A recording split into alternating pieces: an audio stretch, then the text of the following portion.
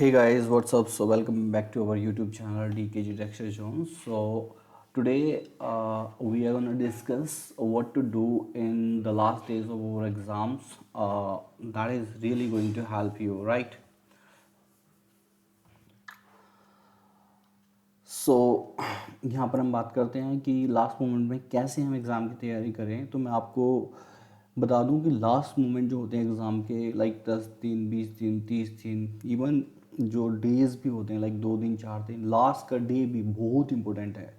मुझे याद है CS फाइनल में 2 पेपर ऐसे थे कि मैंने बहुत अच्छे से प्रिपेयर नहीं करे थे और एग्ज़ाम उस टाइम पे होते थे, लाइक पूरे 8 पेपर्स थे सीरीज फाइनल में। तो आठों के आठों सेम डे पे, आई मीन लगातार होते थे।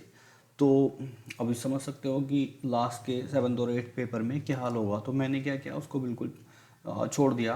जितना था तैयार उतना ठीक था, बट बाकी छोड़ दिया। उसके बाद लास्ट के जो पेपर आए उसमें मैंने अपने आप को इतना अच्छे से डिसिप्लिन किया कि एग्ज़ाम देकर आया, आके 2 घंटे सोया और पूरा ज़बरदस्त तरीके से तैयारी की। बिल्कुल इंडेक्स लेकर के उसका मीनिंग क्या क्या है, बुक के पूरा इंडेक्सेशन फाड़ लिया और पूरे कॉन्सेप्ट क्या है उसको विजुलाइज किया। और आप यकीन नहीं करोगे, मेरे एक पेपर में 58 और एक पेपर में 60 लास्ट में आए, जो कि मुझे लग रहा था कि वो छूट जाएंगे।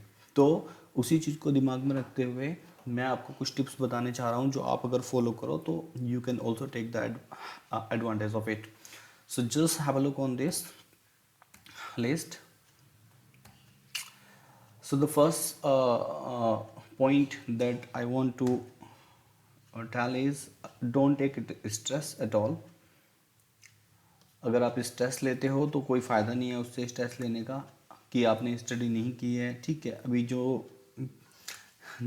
हुआ है उसको हम करेक्ट नहीं कर सकते पास में जाके। So what you need to do, at least don't take stress now and believe that you can pass the exam and you will suddenly pass the exam. ये आपको बिलीव करना है, बिलीव करना है। ठीक है, क्यों? क्योंकि आप स्ट्रेटेजी फॉलो करने वाले हो। सबसे पहले क्या करो, जो पूरा सिलेबस है, जो भी पेपर हैं आपके, 4 पेपर हैं या ज़्यादा पेपर हैं, पहले से ही आप हर पेपर को, जो भी आप पेपर उठाओ उसका सबसे इम्पोर्टेंट, मोस्ट इम्पोर्टेंट 30% जो पार्ट है, जो लगभग आपका 50 to 70% और जो वेटेज कवर करता है, उसको मार्क करो।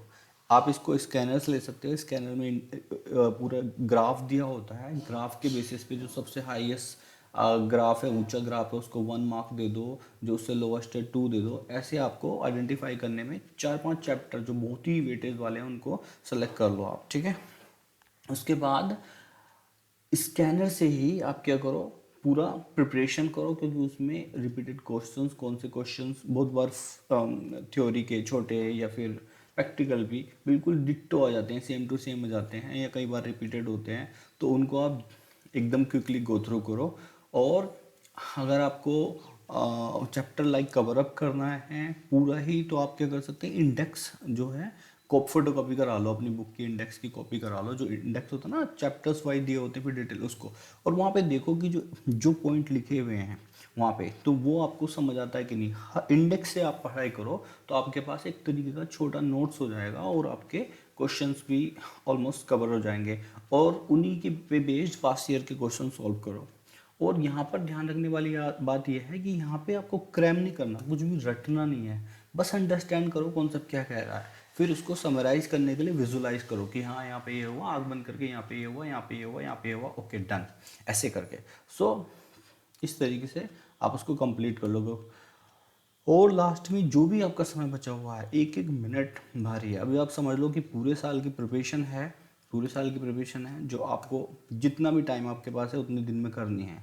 तो समझ लो, अगर लेट से एक ही दिन बचा हुआ है, तो मान लो 10 चैप्टर हैं और आपके पास 15 घंटे हैं एक तरीके से पढ़ने के लिए, तो हर चैप्टर को 1.5 घंटे में ही फिनिश अप करना है। अब उसमें से क्या कर सकते हो आप, 30% जो चैप्टर है आपका, यानी कि 3 चैप्टर जो होंगे, उसमें से आप उसको 7-8 घंटे दे दो, और बाकी के जो 7-8 घंटे हैं या उससे भी कम, वो आप जो रिमेनिंग पोर्शन है, जिसकी वेटेज लगभग 20-30% है, उसको दे सकते हैं।